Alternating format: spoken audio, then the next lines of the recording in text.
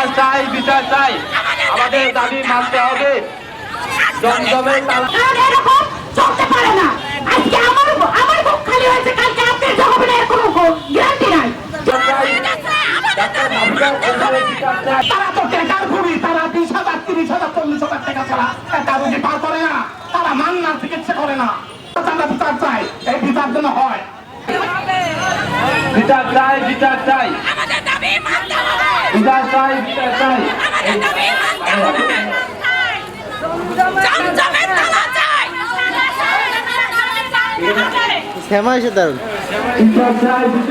আমাদের দাবি মানতে হবে। আমরা এর সুস্থ বিচার তারা চাই। ডাক্তার নাফিজা কবিরের বিচার চাই।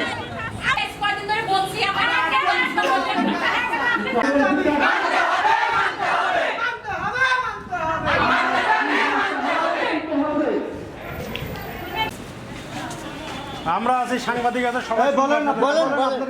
হাসপাতালে নিয়ে আসার পরে তখন আর কি হাসপাতালে ডাক্তার ছিল, তখন ডাক্তার মজুদ ছিল, জমজমে তখন ডাক্তার মজুদ ছিল। তারপরে পেশেন্ট রেখে ডাক্তার ওখান থেকে চলে গেছে। ডাক্তারের কাছে মানে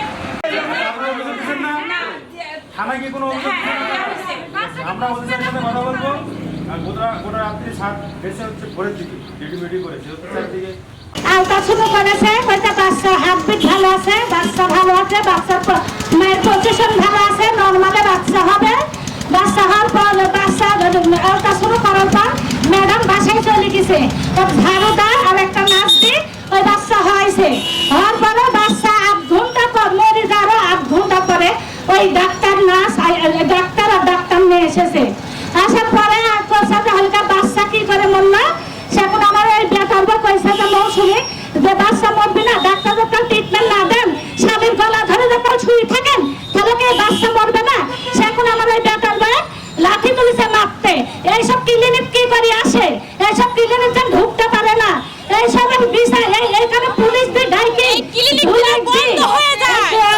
জমজমে ক্লিনিক কঠিন বিচার চাই আমরা।